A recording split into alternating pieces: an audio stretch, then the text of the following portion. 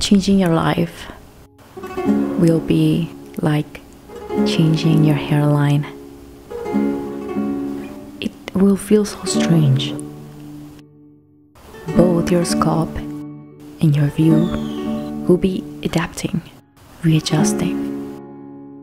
So you can play around with it until it looks and feels how you want it to. Though there will be an urge to go back. But it looks better, doesn't it? It feels new.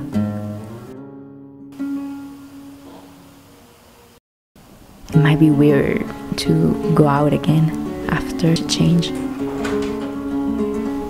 Fear of judgment from the people you know, because they will ask why. They might want to make conclusions about you based on that. Some people might love it, some others might hate it, but you shall keep it because it's yours. When I was first starting this journey, everything was so new. I had to change aspects of myself I thought determined who I was.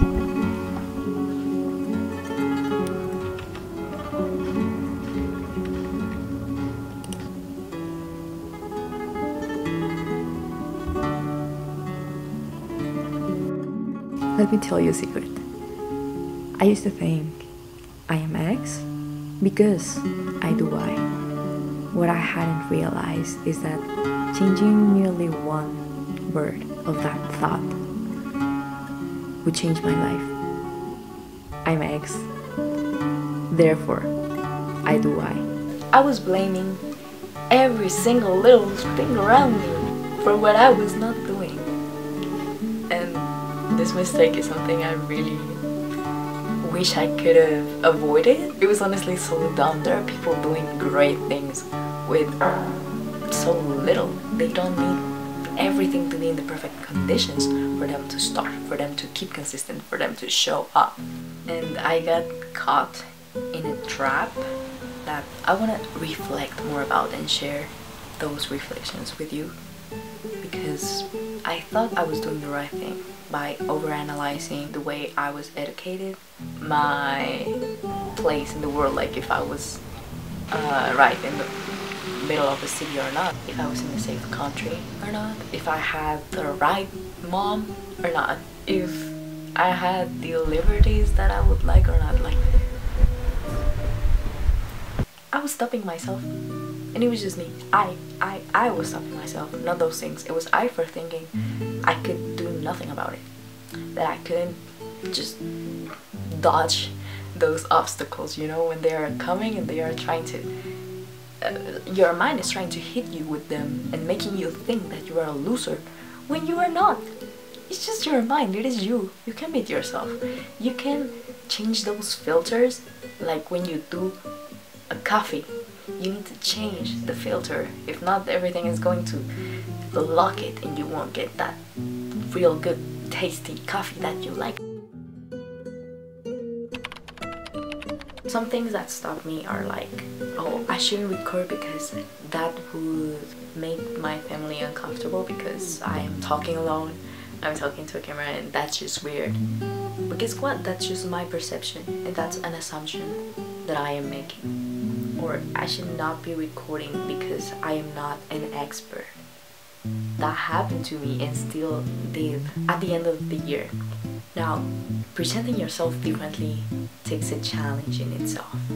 It means you are changing maybe your core beliefs, you're being uncomfortable, you're taking risks, you are putting yourself out there as a beginner, as a I don't know anything about this but I'm trying person. Beautiful part is that just happens once. Then you get to the intermediate level, then you get to advanced, then you make it. Now, regardless of where you're at, if you've already overcome this fear of the environment, of being a burden, making assumptions of how the world will react to you just doing your thing, just being you. Then it comes the managing that. Managing when the world reacts. Who cares? Here we are again. Please excuse the drastic change. My sapphic necessity for scissors made me do it. Okay, anyways, the video that I had recorded back in my hometown, pretty hometown, at my grandparents' house, didn't have audio. I think I pulled the mic way too much, so I want to tell you a little bit of what happened back there. I didn't expect such a welcome. I started to receive comments like, you're different than how you were when you were a child. You know, you used to love milk and chocolate and sweet things and cookies and all of these things that my grandpa told me were like, damn, I have changed. And I didn't know that it could have such an impact for him too. He knew me as a person when I grew up. Then things that start to happen when you're a teenager and you change, and that can cause a lot of despair or impairment, I don't know how to call it, with the people you shared the most part of your life with. I get excited and I want to search for new ways to approach things, but this time I knew it wasn't about something new. It was about some tools that I had to revisit and rediscover, to reuse them in this new situation. And you know, that's something I hadn't really done before in my journey. For me personally, I took it very seriously, and because my mom did too.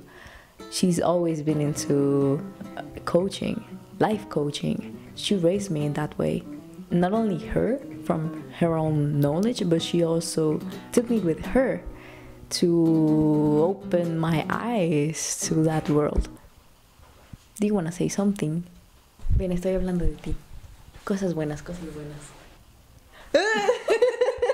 Help! Yeah, so that's my mom. Perfect timing.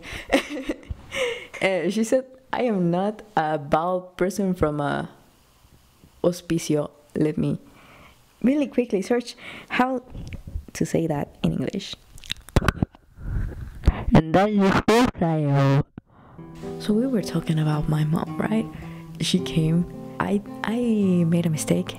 She told me my mistake, and I was starting to like boil my blood inside. And this is another perfect example to apply the 4 agreements, which is a book by Miguel Ruiz. I want to take advantage of the opportunity to tell you about it because it helped me right now, and it helped when I was receiving comments from my grandpa. So the first agreement says you have not to take it personally. This is a reflection of their beliefs of how they are, you know, engaging in this situation. For example, my mom right now, she was angry because she had put in time, work, and energy and materials to clean something, and then I made a mess out of it, and I didn't know that I shouldn't use something that I used, and I was like, oh, I didn't know we had used it before, so I assumed I could just use it again, right? I was wrong. Not because I was wrong, like I was wrong, but the main mistake was that I assumed something. And you can see it, I'm still learning, and yeah, I took quite a moment to stop myself and say like, okay, this is a good moment to apply what you're preaching and talking about. So that's the second agreement. Do not make any assumptions. Do not suppose that something may be for this, something may be for that, that some person might like or dislike you, that in this story that my grandpa doesn't accept me just because he's telling me that things used to be different, and he's noticing a change. He's not saying it is good, it is bad. Just take things as they are. The reality is he said this to me. I took it as, in that moment, that represented something else for me, but it was just that. It represented something else for me, triggered something in me, maybe an insecurity right now. It was guilt for not knowing and not applying, and then talking about something that I may be mistaking in my own life. But you know, the knowledge is there, and I know it is hard to apply it, to remember sometimes. I'm grateful that I'm recording this video because I could remind myself, you can do this, right? Oh, right, it helps. And yeah, emotions are valid. So it is okay to feel some way. It is something human. This takes me to the third point, which is always do your best. We're all always doing our best, the best that we can, the best that we know. The best my mom could do in the moment was express her own emotions. I took it personally, and it might have affected me for a hot minute. Again, this was because of my own thing, and she shouldn't be taking it personally, because, you know, we both are processing different things and different personal experiences, so those interactions can be quite complex. Would you just remind yourself, this person that I so care about did their own best. I acknowledge I did something I shouldn't have. Now I know better, and everything has a solution. Everything can be solved. Things can wait until tomorrow. Right now it's time to sleep, so we should sleep. We should take care of ourselves and prioritize our well-being. It is okay to express our emotions with ourselves and with other people. It's okay. Just, we're doing the best we can. With this comes the fourth point, which is be impeccable. Be impeccable with your word. Remember, we're human, right? We're doing that. What we say can hurt other people. What we talk about other people can influence maybe someone else's perception. Our own attitude towards external factors and other people reflects more about us. You know, something that we learned in a course that my mom took me to was that everything is a mirror. And circling back to do not take it personally, what is triggering me about someone else's behavior? What in it is similar to my own attitudes? So I just let that piece of info there. I highly recommend you to read that book. You might find much more value in seeing it yourself than somebody else just telling you it exists. So what is the key takeaway from all of this? Let that make you stronger. Let it be one more lesson. Let it be just a chapter. Working on yourself is that. Changing your life means that. It means you're trying to understand the real intentions behind it all. The real meaning, as I like to say.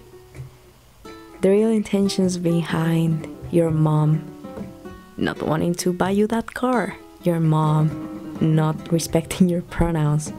The real intentions behind your grandpa telling you those comments. The real intentions behind you losing your job. Life knows you can grab more weight. Life knows you need to go for that 25, 30. It's about you in the end. It's not about them. It's not about what they think. It's not about what happens. It's about you. So just remember, who are you? Therefore, what happens? you can feel all the control that you actually have, all the power that you have. It's all about that. Please do not forget it. Like, wait. Yeah, I was always falling, but that's the meaning of life. What happens? I just needed to find more balance. Have an amazing day.